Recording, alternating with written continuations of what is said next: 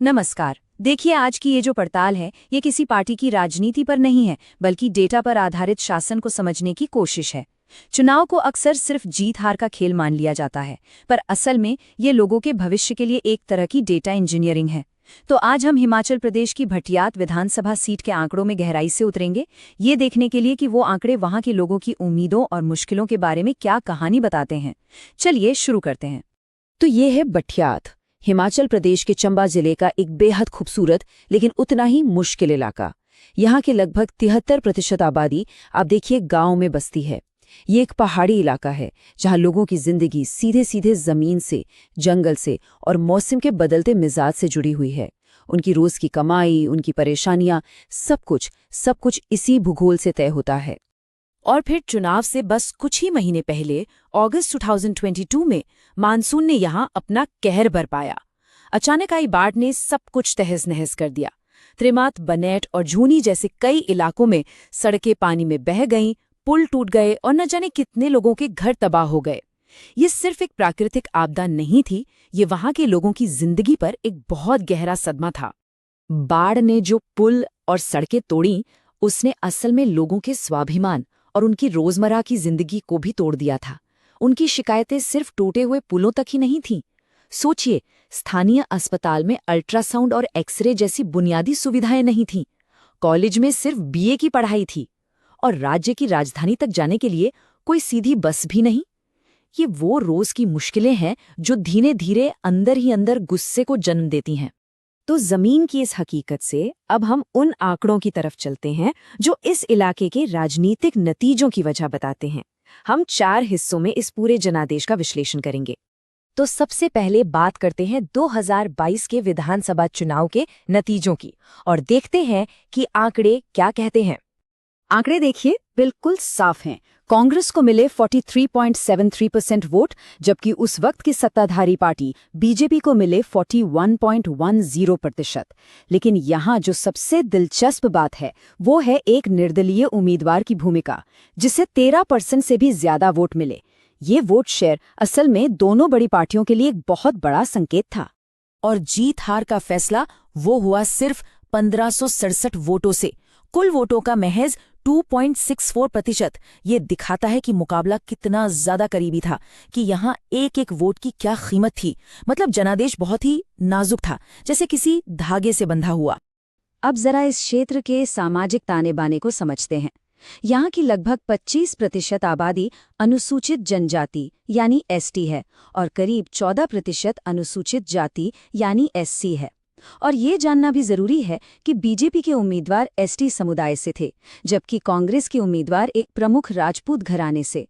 ये समीकरण यहाँ की राजनीति में हमेशा से ही एक अहम भूमिका निभाता आया है। हर नागरिक का सम्मान एक आधारशिला है। The dignity of every citizen is a cornerstone. जब लोगों को ये महसूस होने लगता है कि उनकी आवाज सुनी ही नहीं जा रही, तो सरकार और जनता के बीच विश्वास का रिश्ता टूट जाता है। सार्वजनिक जीवन में बोलने की एक जिम्मेदारी होती है, पहले सुनना, फिर समझना और फिर उस पर काम करना। ये सिर्फ एक संवैधानिक मूल्य नहीं है, ये एक असरदार शासन की नींव है। तो चलिए अब उन व्यवस्थागत कारणों को समझते हैं जिन्होंने 2022 के चुनावी नतीजों को ये शक्ल दी। ये विश्लेषण किसी एक व्यक्ति पर नहीं, बल्कि उस पूरी व्यवस्था पर है जो उस वक्त काम कर रही थी। यहाँ विफलता की एक सीधी चेन दिखाई देती है। देखिए, पहले एक प्राकृतिक आपदा आई, लेकिन सरकार की धीमी प्रतिक्रिया ने, राहत और मुआवजे में हुई देरी ने इसे एक प्रशासनिक आपदा में बदल दिया। और इसका सीधा राजनीतिक नतीजा क्या हुआ? वोटरों के मन में कड़वाहट और गुस्सा। और भी बहुत सारे संकेत थे। बेरोजगारी और अच्छी शिक्षा की कमी से निराश युवाओं ने एक निर्दलीय उम्मीदवार को वोट देकर अपना विरोध दर्ज कराया। उधर गुज्जर समुदाय अपने जंगल के अधिकारों की मांगों को लेकर आंदोलन कर रहा था और वाल्मीकि समुदाय का आरोप था कि उन्हें बाढ़ राहत शिविरों से जबरदस्ती हटा दिया गया। ये सब एक सिस्टम की अनदेखी के लक्षण थे। अब थोड़ा पीछे चलते हैं और ऐतिहासिक चुनावी आंकड़ों को देखते हैं। इससे ये समझ आएगा कि 2022 का नतीजा कोई अचानक हुई घटना नहीं, बल्कि एक लंबे पैटर्न का ही हिस्सा है। ये टेबल भटियात के राजनीतिक अस्थिरता की पूरी कहानी कहती है। जरा देखिए, बीजेपी का वोट शेयर 1998 में लगभग 59% के शिखर पर था, लेकिन बस 5 साल बाद 2003 में ये गिरकर 20% से भी नीचे चला गया। 2017 में ये फिर 53% तक पहुंचा और 2022 में गिरकर 41% पर आ गया। जब किसी सीट पर वोट इस तरह से ऊपर नीचे होता है तो उसे स्विंग सीट कहा जाता है। यहाँ जीत कभी पक्की नहीं होती। अब बीजेपी के इस उतार चढ़ाव के ठीक उलट कांग्रेस का वोट शेयर्स ज्यादा स्थिर रहा है, जो 25 से 44% के दायरे में बना रहा है। इसका मतलब साफ है, भटियात में जनादेश किसी की बपौती नहीं है। Mandates here are earned term by term, not owned. इसे हर चुनाव में नए सिरे से कमाना पड़ता है। तो सवाल ये उठता है कि इस निर्वाचन क्षेत्र की सेवा करने और यहाँ जीत हासिल करने के लिए असल में करना क्या होगा। इसके लिए एक 4 आयामी रणनीति की जरूरत है, जिसे हम चतुर्मुख यानी 4-fold स्ट्रैटेजी कह सकते हैं। पहला रास्ता है चुनावी, यानी उन बूथों पर ध्यान देना जो बाढ़ से सबसे ज्यादा प्रभावित हुए थे। गुज्जर और वाल्मीकि जैसे समुदायों के साथ सीधा संवाद करके विश्वास फिर से बनाना होगा, जिनकी शिकायतों को अनसुना कर दिया गया था। और गांवों के बुजुर्गों और पूर्व सैनिकों जैसे सम्मानित लोगों को साथ लेकर चलना होगा। दूसरा रास्ता है संगठनात्मक, मतलब पार्टी की मशीनरी को सिर्फ चुनाव जीतने का औजार नहीं, बल्कि जनसेवा का एक स्थायी जरिया बनाना होगा। इसके लिए एसटी और एससी समुदायों के लिए समर्पित कोऑर्डिनेटर नियुक्त करने होंगे, जो उनकी जरूरतों को जमीनी स्तर पर समझें। वॉलंटियर्स को सिर्फ प्रचार के लिए नहीं, बल्कि सेवा के काम के लिए ट्रेन करना होगा। और भविष्य में किसी भी संकट के लिए एक रैपिड रिस्पॉन्स टीम तैयार रखनी होगी। तीसरा रास्ता है नैरेटिव का, यानी अपनी बात कहने के तरीके का। इसका मतलब है सिर्फ वादे नहीं, बल्कि विकास का सबूत पेश करना। बड़े बड़े नारों की जगह स्थानीय कामयाबी की कहानियों का इस्तेमाल करना होगा, जैसे कहीं कोई नया कुआं बना या किसी गांव की सड़क पक्की हुई। और वन अधिकारों जैसी स्थानीय मांगों का खुले तौर पर समर्थन करके ये दिखाना होगा कि आप सिर्फ वोट नहीं मांग रहे, बल्कि उनकी चिंताओं को समझते हैं और उनके साथ खड़े हैं।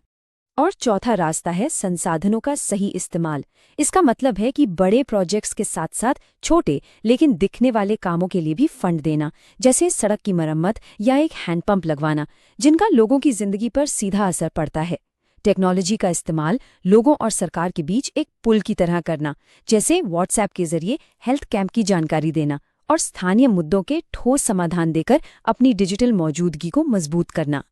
तो ये रणनीति भविष्य के लिए किस तरह की तैयारी की मांग करती है?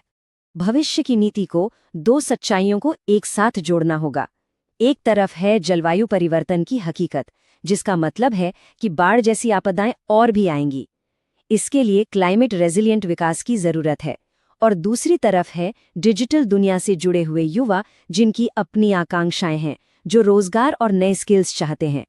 इन दोनों के बीच एक पुल बनाना ही सबसे बड़ी चुनौती और जरूरत है। और जब हम डिजिटल माध्यम से संवाद करते हैं तो गोपनीयता और सहमति के सिद्धांत सबसे ऊपर होने चाहिए। भारत के कानूनी ढांचे के तहत भी हमारा लक्ष्य हर व्यक्ति की गरिमा का सम्मान करते हुए उन्हें जानकारी देना और मजबूत बनाना है, न कि उनकी निजता में दखल देना या उन्हें गुमराह करना। इसी को जिम्मेदार जुड़ाव कहते हैं। अंत में एक सीधी सी बात, अगर आप भीड़ खरीद सकते हैं तो आप शोर किराए पर ले सकते हैं, लेकिन अगर आप जीत चाहते हैं तो आपको विश्वास कमाना होगा। If you can buy crowds, you can rent noise. If you want victory, earn trust. विश्वास चुनाव प्रचार के कुछ हफ्तों में नहीं बनता, ये सालों के लगातार शासन, सेवा और वादों को पूरा करने से बनता है। और अगर आप एक जन केंद्रित नेता बनना चाहते हैं और अपने निर्वाचन क्षेत्र का उत्थान करना चाहते हैं तो blueprintstrategies.ai से mgr@blueprintstrategies.ai पर संपर्क करें या 08042041602 पर कॉल करें। उद्देश्य राजनीति से परे,